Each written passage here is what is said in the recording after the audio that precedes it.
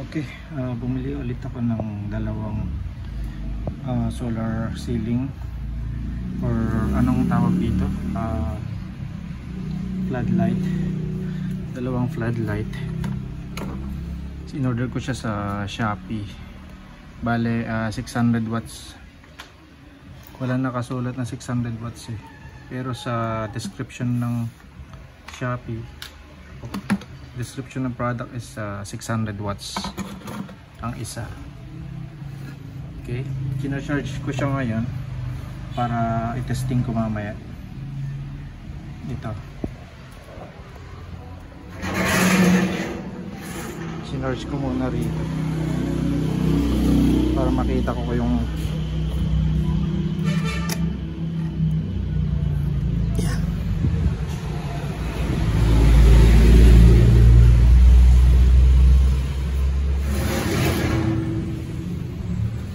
itong isa.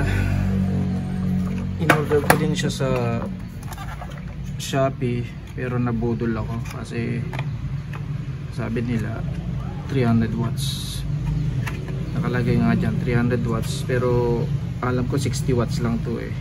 Tignan nyo, kaya yung mga umorder sa Shopee, tignan nyo maigi kasi tignan nyo, nilagay lang nila tong sticker kasi may kita mo naman, no? Hindi siya may parang tinuklap siya rito, parang nilagay lang yung 300 watts para magmukhang 300 watts pero ano lang to eh, 60 watts lang siguro to.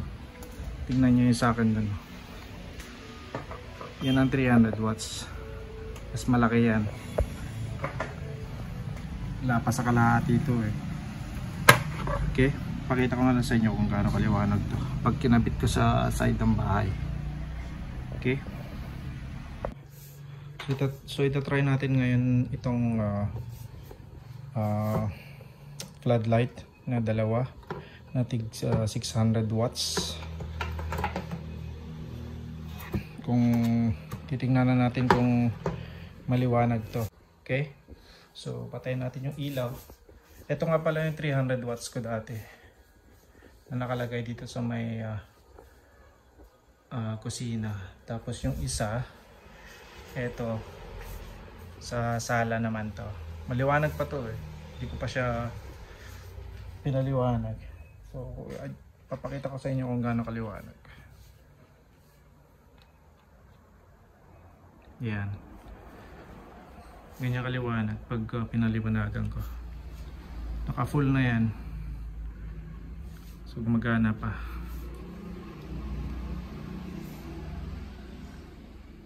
Okay.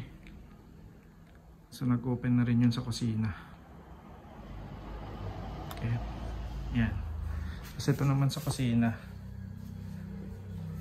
Okay.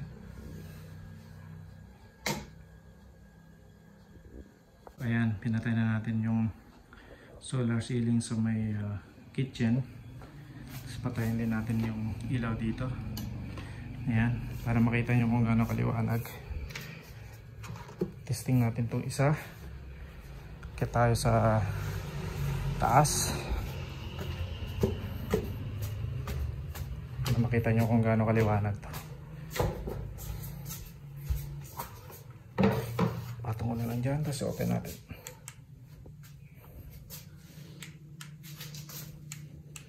Tayo. Ayan. Liwanag, no? Yan. Ganyan kaliwanag. Yung 600 watts. Okay. Ganyan din yung isa. So parehas sila. So, tingnan natin din kung gaano kaliwanag yung maliit. Okay. Patayin mo natin. So ito naman, try ko din sa taas, second floor. Tingnan natin kung gaano kaliwanag. Okay. Yan, lagay ko rito. Tapos i-on natin. Yan. Okay din naman. Liwanag. Hawakan natin. Yan. okay na din. Liwanag, di ba? Doon ko ilalagay dito sa pinakagitna. Okay? So ganito lang. Patay na natin. Yan. Okay?